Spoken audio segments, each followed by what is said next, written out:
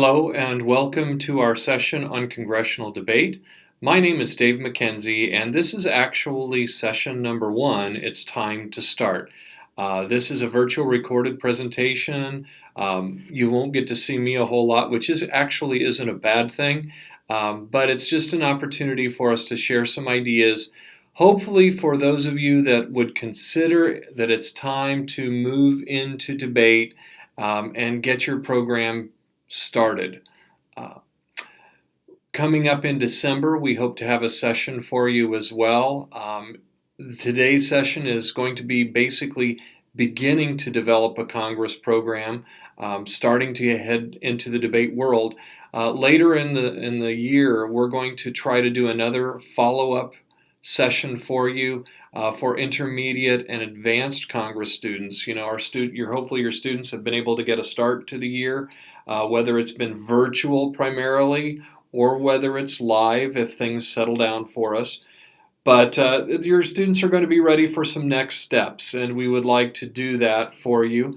So I'm actually going to be working again on this, and my son Trent McKenzie, who was second in the state in Congress his senior year. It was the only tournament he lost the entire season. I'll brag on him a little bit. But he's going to help me out. He currently is a student at Ball State University and last year won one of the state championships with his partner from Bishop Dwenger. They both competed in speech and in high school, and Trent dabbled in Congress throughout most of his time.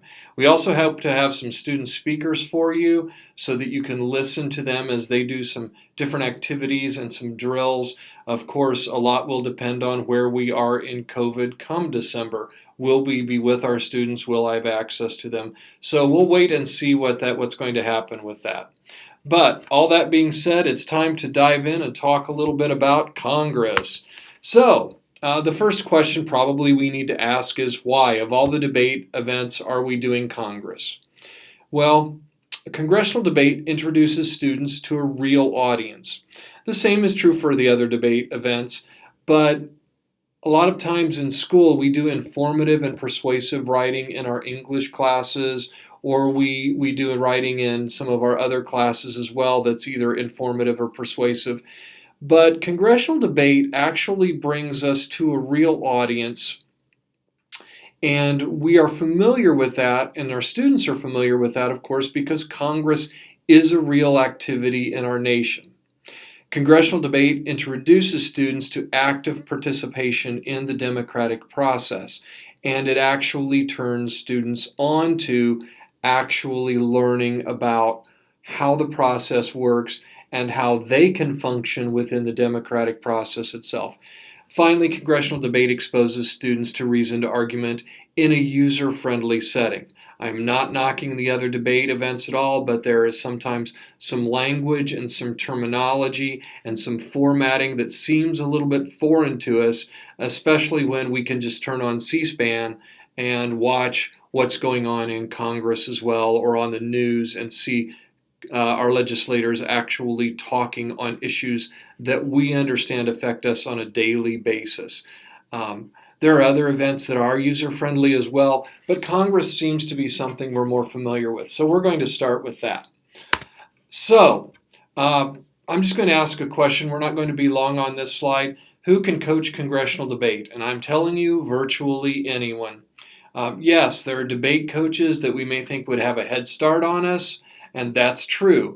But there are people clear, through the spectrum, that even just people who enjoy current events that could be a part of teaching and coaching congressional debate.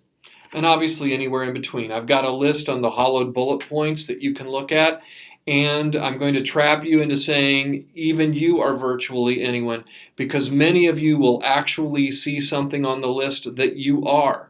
And yes, I'm cheating because I used the last one where it says anyone who cares about our country, cares about where our country is headed, and believes that we can make a difference for ourselves and future generations by teaching people about Congress and how it works.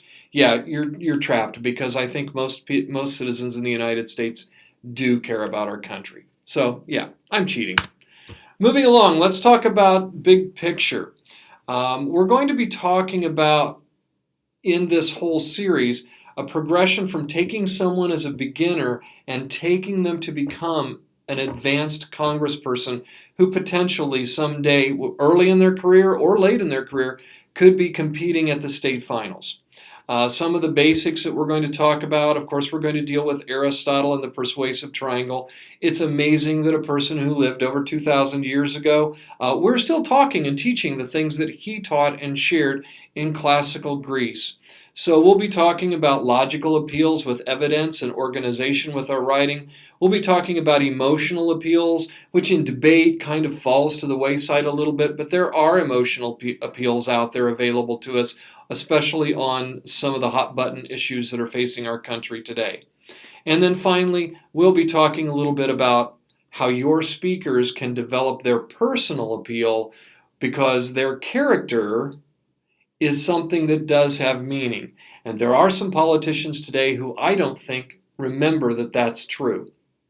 But we're going to be doing these all at once. Delivery methods, we're going to talk about manuscripting, we're going to talk about outlining, and we're going to be talking about briefs, somewhat one at a time. We're actually going to focus a little bit on manuscript in two different versions during this video, and then when we get a little later in the year, in December, we'll probably be talking a great deal about outlines and briefs.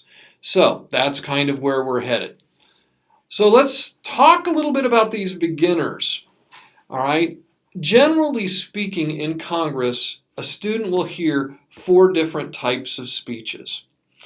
Speech number 1 is the constructive speech. It's usually given early in a debate round. It often is that first affirmative or that first negative speech. Sometimes it devolves and goes into the second speeches on each side as well. But basically, the constructive speech lays a groundwork for the debate. Those same constructive speeches can come later in the debate as well, so I'm not just going to limit it to early in the debate. Another type of speech that you will hear is step number 3, the refutation and rebuttal speech. There are speakers who will sometimes choose to spend a majority of their time not on arguments that are new necessarily, but they're going to refute things that have been said. They're going to rebuild things that have been said on their side. They're going to focus on counter arguments and countering the counter arguments that have occurred in the debate. There is a place for that in our activity as well. It's not an excuse for lack of preparation, though. Usually the best refutation and rebuttal speakers are the people who have a clear understanding of the issue, and they probably have constructive speeches as well prepared. The fourth one we run into, it's kind of the crystallization speech. It's almost like the summary of the debate, where the closing affirmative and negative speakers go back and examine the key issues on both sides of the debate and why the issues that were covered on their side are the ones that are most important. We will do a little bit of fundamentals with parliamentary procedure probably later in the second set of videos, because you can participate in congressional debate as a novice with a very limited set of parliamentary procedure ideas. First of all, getting recognition from the chairman or the chair, I guess I should be politically correct there, and how they can get recognized. Second, they probably need to be familiar with calling the previous question or how voting procedure works once the previous question has been called by another speaker. Of course, they need to know how to recess between sessions for breaks, recess for lunch, or maybe adjourn if they're going to start a new session after lunch with maybe a different group of people. So recessing and adjourning are important. The other issues, I tend to find that the other parliamentary procedure items kind of can be learned as you go. But don't weigh the student that you're coaching down with, okay, here's this entire table and you need to know all of them, because really they don't use all of them. In 4 years, I can think of pieces of legislation or parliamentary procedure ideas that were never used on pieces of legislation while my son debated or when my daughter debated. So we don't want to get caught up in the details of the table. If you have those kind of 3 basic ideas, you can function within a Congress. How to get recognition, how to know how to call the previous question or understand what happens when you get ready to vote, how to recess and adjourn. Other issues can kind of fall into place and be learned on the go, especially if before the contest you kind of know, okay, this may happen, or after the contest, allow your student to come to you and talk about, hey, they did this. What's the purpose of that? I didn't understand what was really happening. So we're going to, as I said, focus on the manuscript. Now I'm going to come back to this a little bit later on, but I'm going to actually hedge my bets a little bit and mention that there will be people who will tell you manuscripts have no place in congressional debate. I'm going to argue later on that manuscripts do have a place, and it isn't the manuscript that's the issue, it's how the manuscript is handled. So we're going to talk about the constructive speech, because a manuscript definitely would be used for an early speech in a debate where you're laying the groundwork. It can be used later as well with some tweaking, and we'll talk about that. But typically a constructive speech has an introduction, a body paragraph number 1, a body paragraph number 2, a body paragraph number 3, if there's time permitting, and a conclusion. Oh, Mr. McKenzie, are you kidding me? This is so deep. No, it's not. It's the basic 5-paragraph essay that they started learning in junior high, intermediates, even elementary school. So, let's work with where they start. Now, I will be honest, in 3 minutes, I find it hard to do a 5-paragraph or a 5-part constructive speech from manuscript, because there really isn't time in the 3 minutes to allow that to happen. So I coach my students, let's get rid of one idea, let's do 2 ideas, let's develop them, let's learn about how to be an effective writer and an effective speaker at the same time, and if we have room for a 3rd idea, okay, we'll do that later on. The introduction, a typical introduction, again I'm going to steal from composition. It begins with an attention-getting device of some type. I have listed several of them there for you, and yes, it does say a song lyric. I have heard people use song lyrics in Congress before to get the audience's attention. Now, it better have something to do with the debate that's going on, but it has in a lot of those cases, and I'm open to it. If you look at the list, though, you'll see a lot of different types. Some of my favorites for Congress are quotation, fact, statistic. Yeah, those are the ones that I think are the more important. There's nothing wrong with a historical reference. It takes time. There's nothing wrong with describing a current event that's happened. Again, though, that takes time. An analogy takes time to establish the analogy and then apply it to the topic that's being discussed. And stories, of course, take time. So notice my favorites are the ones that tend to be brief. And that's because they only have 3 minutes. You can't spend 1.5 minutes like you would in an oratory doing the introduction. You might have 30 seconds. Okay? That's because there are some other things we need to do in the introduction. The link, I want to know how that attention-getting device applies to the topic. Usually that means I do a brief explanation of the attention-getting device. If it's a quote and it's by Winston Churchill, I probably want to know that that speaker understands who Winston Churchill was, what the situation was when he gave the original speech. It probably had something to do with World War II. And then how that applies to the topic that's being discussed. Even if we're talking about COVID, we could use a Winston Churchill quote and talk about the war against the disease. As long as that link is made, I can probably buy it. The last couple parts are pretty typical. Our thesis is going to tell the audience, I am either affirmative or negative on this topic. That's good for the judge to know for sure what you're talking about and what side you're on. And then the preview of main ideas, that would be the 2 reasons, if I've got 2 body paragraphs, the 2 reasons why the speaker is either affirmative or negative. I want nice, concise reasons. I can explain them later, but I want something that's going to be memorable. Okay, we're going to come back to that idea of memorability as we work a little further into this presentation. So, the introduction, it's pretty logical. It's what's taught in an English class. And it's probably what many of you have done without realizing you're writing a Congress speech, because you were actually writing something else. The body, there are 3 repeated steps, one set for each argument. The terms you want to use that's up to you. I do have one informative issue because sometimes an issue is so new that we need to explain what the problem is. So having a topic sentence and then an illustration of that topic sentence and then an explanation can be used to inform the audience. Most of our time is actually going to be spent in persuasion, though. And I don't care what terms you use.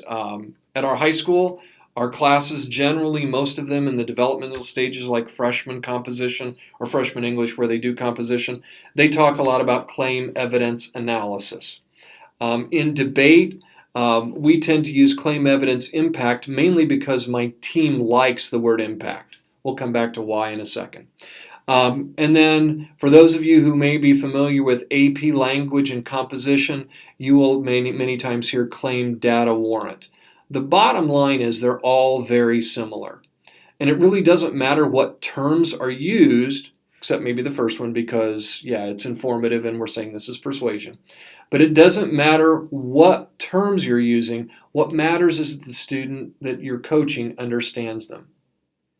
You could choose to introduce all 3 persuasive patterns to them, claim evidence analysis, claim evidence impact, or claim data warrant, or you could just choose to focus on one. I asked my students, as I said earlier, they prefer claim evidence impact because they like the word impact. They say it makes them think, how does my argument impact my case? How does my argument impact my opponents and their cases? And how does the impact deal with the overall debate in general? They want to know that they're making a difference, and that word is the one that they prefer. But again, it doesn't matter. The conclusion has 3 steps. Summary, typical for a conclusion. We usually want to go back to our thesis, remind the judge we were affirmative or negative, just in case. We want to give the 2 reasons, 3 if you happen to have time for the 3rd. We want to kind of review those. To be honest with you, sometimes the arguments have to go if they're running out of time. We want to refer back to the attention getter, and that's usually what we talk about in the big picture of speaking. Go back to where you started. Bring your speech full circle. And then a final appeal for the ballot.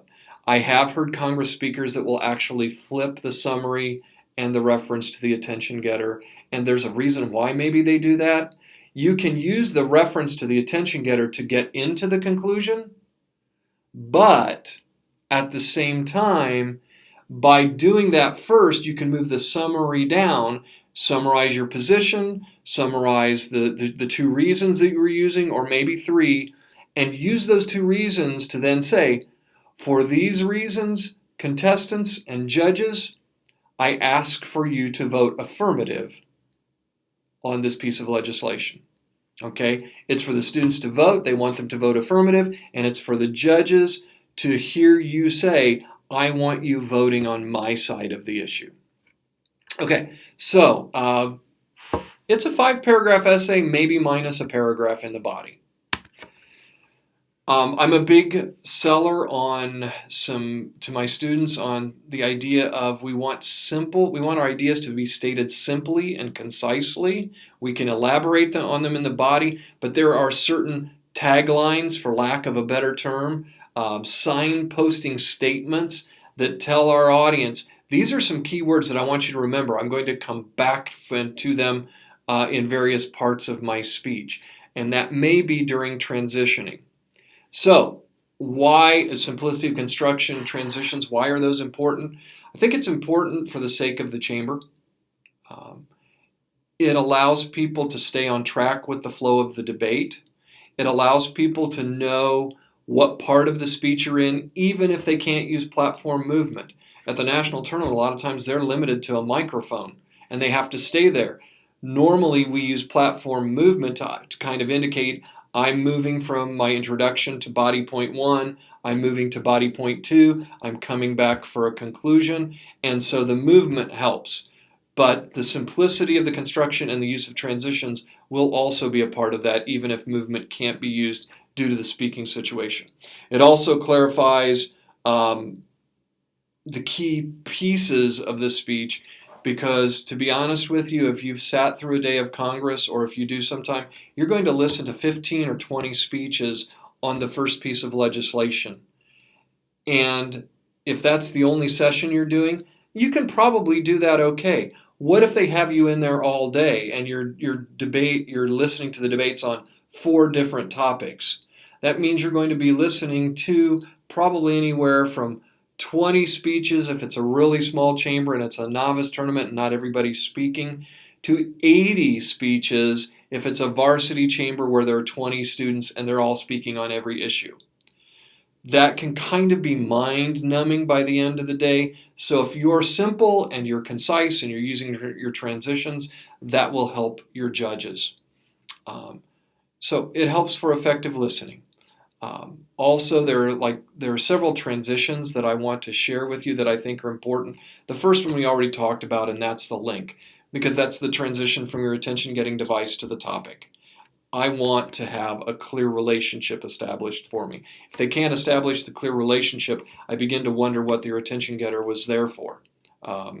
If I just say the word sex, that might get everybody's attention. But if I'm talking about big pharma and drugs, unless I'm working in Viagra, there probably isn't going to be a lot of application. By the way, here's the reason why maybe you don't want to share this with your students. I want to hear arguments, labels, and tags as I go into a point. I want to hear those keywords again. Between the body points, I want to say, this that we've just talked about, whatever that issue is one reason why we're considering it. But an even more important reason is, and then hear those keywords from the second point. I want them to take me from point 1 to point 2 with a good transition. So between body points, I want to hear those reasons again. Again, it reinforces it for the judges, and it assists with organization. Finally, in the conclusion, when you move to the conclusion, you probably need to let the audience know. I tell my students not to use the words in conclusion, though, because the minute you say that, a lot of judges and contestants will turn off their brain because they know there's nothing new coming up. I want to hang on to them, and even using the phrase in retrospect or consequently, there are other ways you can start your conclusion without saying in conclusion. If you flip and let's say you've used that Churchill quote, as we reconsider the words of Winston Churchill when he said blah, blah, blah, we need to keep that in mind. Okay, so now that's kind of brought me into the conclusion a little bit, and I can do my summary, and then I can do my appeal for the ballot and the round. Okay, manuscripts. Here's where I said I'd talk about 2 manuscripts. There is part A. I'll be honest with you, I start my students with manuscripts because I want to know exactly what they're going to say. I want to hear step by step. They've followed the process from attention getter to link to thesis to preview. I want to hear their strong, reasoned, concise statement of why they're in favor of it or why they're against it. I want to hear them cite their source, give me the evidence. I want to hear how it's impacting. I want to hear a transition to point 2, and so on through all that stuff we just talked about. And then I'm going to go one step further, and I'm going to work on their delivery to make them sound persuasively conversational. I don't want them to sound like they're reading a script. I want them to be able to sustain eye contact with the people in the room. Yes, part of the time people do give away they're on a manuscript with their delivery. They're clearly reading text to us. But through some practice and some rehearsal, we can maybe hide a little bit of that, especially if the students start listening to content, which leads me to stage 2. Okay, notice I said part A, stage 1, may only be used 1 or 2 tournaments. Manuscripting part B allows them to make the most of the manuscript. This could be done 3 or 4 more tournaments into the season. It could be done an entire year. But there are some ways to make the manuscript make a difference. Now, back to, and I'm going to come back to this, I'm sorry, I'm going to repeat it, but I hear a lot of coaches say, I don't want manuscripts in Congress. No, it's not that they don't want manuscripts. They don't want repetitive argumentation. By adapting your manuscript, and I'm going to give you a way to do that, you can eliminate the repetitive argumentation. And they'll probably handle that if you're advancing the debate. The problem is most kids who use manuscripts, most students, will go into the round and they won't stray from it and they won't update it. And then we get them using the same ideas, we get them using the same evidence, and we get them maybe not even advancing the debate. They're either just repeating the information or they're actually backstepping and saying less than the first speaker did on the topic. So, here we go. Let's talk a little bit about how we do this. First, I always tell my speakers, don't just print your speech out. Instead, format it. Okay? I want logical page turns. If they can get the introduction and the first body paragraph on the first page and get the second body paragraph and the conclusion on the second page, turning the page, not like in a folder in prose and poetry or poi, but turning the page to the next part of the script or the information acts as another transition for the audience. If you want a different piece of information on each page, the introduction on page 1, body paragraph on page 2, the first body paragraph, the second body paragraph on page 3, and the conclusion on page 4, you can do that, but you might want to print it in front and back so you still only have 2 pieces of paper. Now, make this work for you, but don't divide in the middle of a piece of evidence. Don't divide in the middle of your impact, because if you're not familiar with it, that page turn is going to distract the audience while you're talking about your impacts on the round. Next, double space for note-taking purposes. And we'll talk about that when we get a little more into refutation and rebuttal. It lets you also write down the names of fellow representatives or fellow senators that you wish to reference during the speech.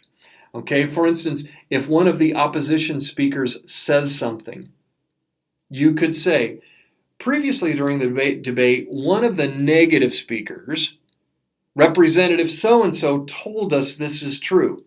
I'm here as an affirmative speaker to tell you that that is not necessarily true, and here is why. Okay? It shows you're an effective listener if you can do that. If somebody has already kind of said something on your side, maybe even used the same piece of evidence, your student needs to reference it.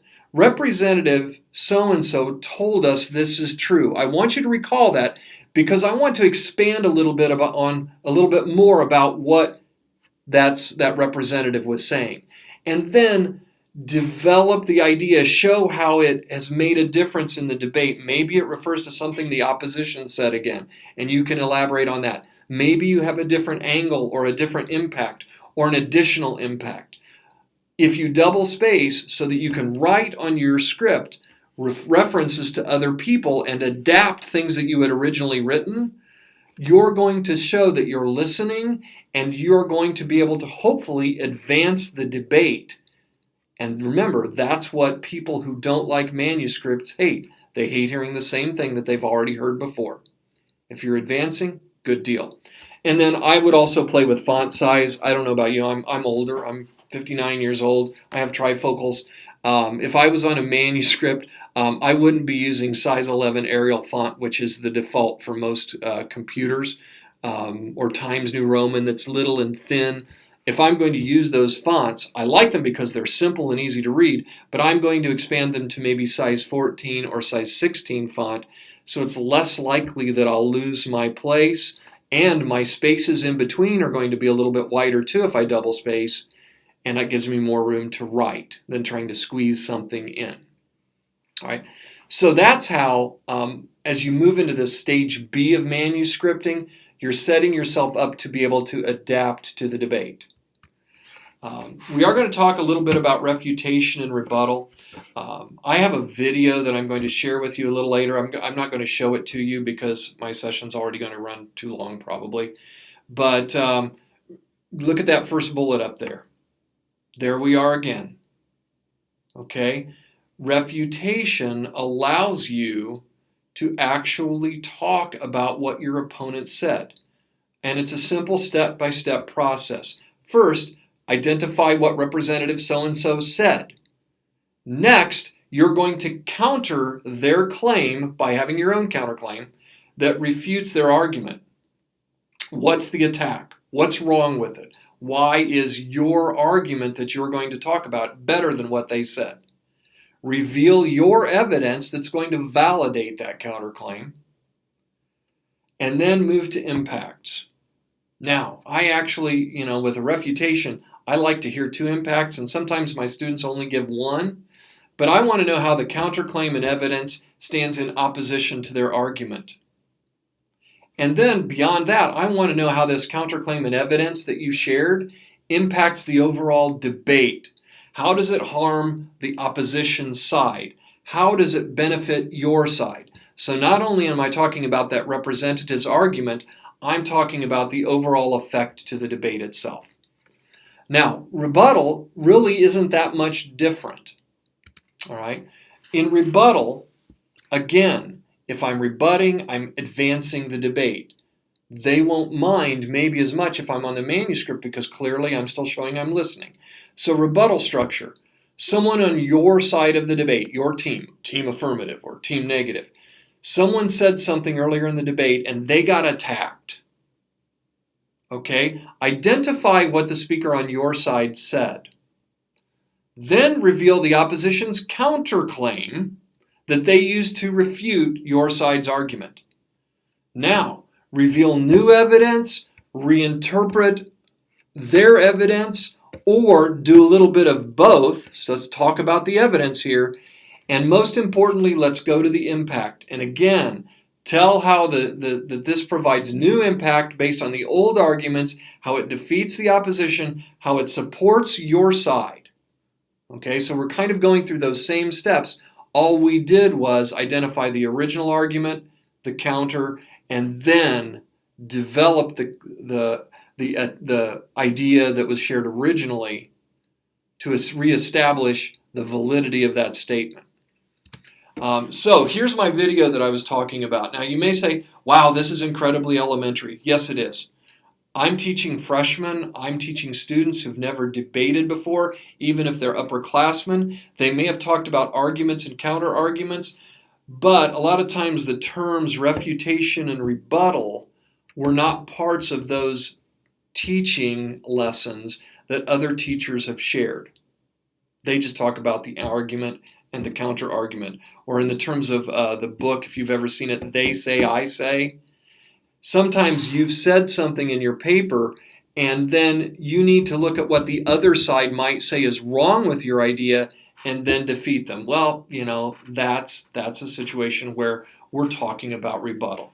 So I'm not going to play this for you, but I want to give credit where credit is due. I found this video on YouTube when I was just working with some debate, and it's by a group called the Reading Pioneers Academy. I put a hyperlink in it, but then I realized how stupid that was, because if this is recorded with a voiceover by me, yeah, how are you going to hyperlink? But I did put the actual URL at the bottom, so if you can go to the screen and maybe copy and paste it, or if you just jot it down by hitting pause in what I'm saying, then you can write it and then you can watch it.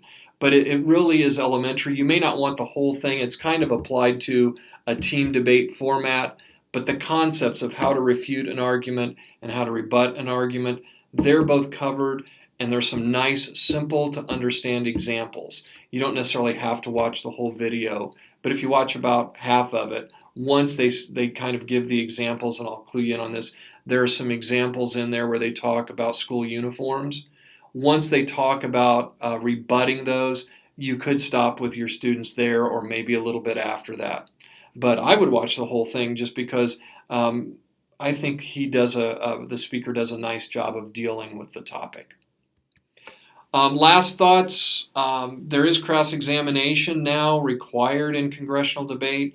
There's either a 2-minute cross-examination period after the sponsorship speech on the affirmative side and after the first negative speech. And then after that, there's a mandatory 1 minute of cross-examination after all of the other speeches.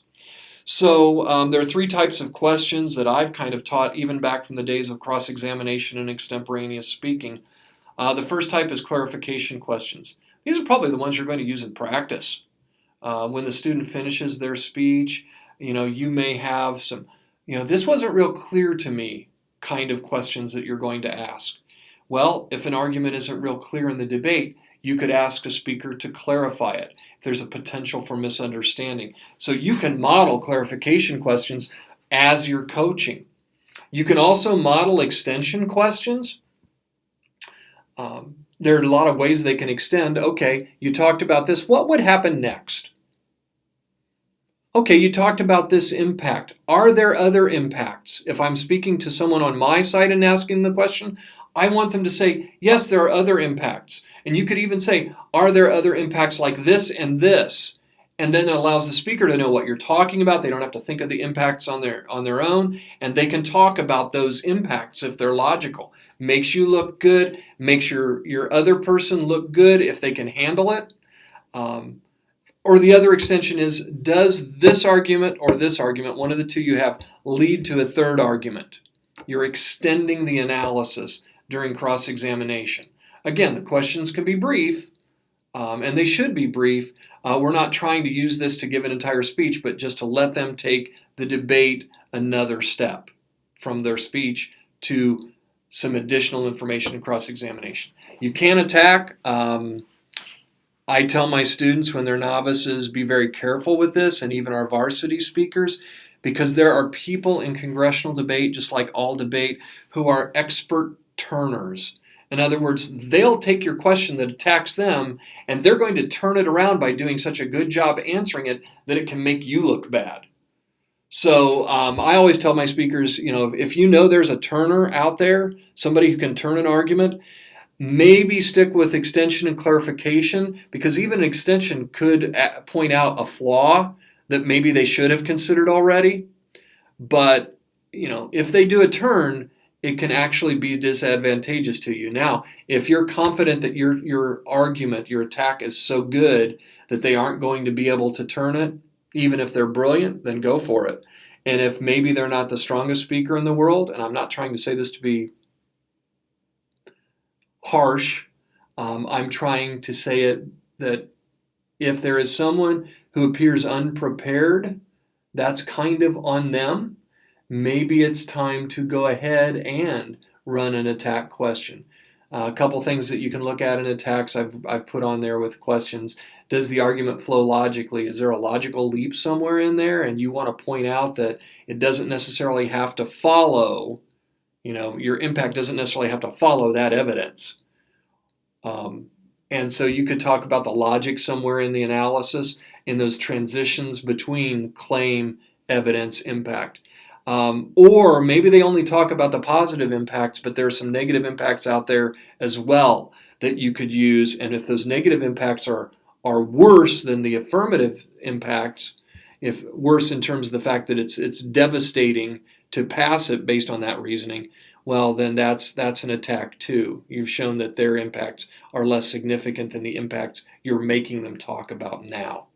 All right, so those are just some starters, and you can actually, if you've got students together, you can play a little game where they ask questions. Is there a clarification question we could ask about this? Is there an extension question? Does somebody want to try to attack?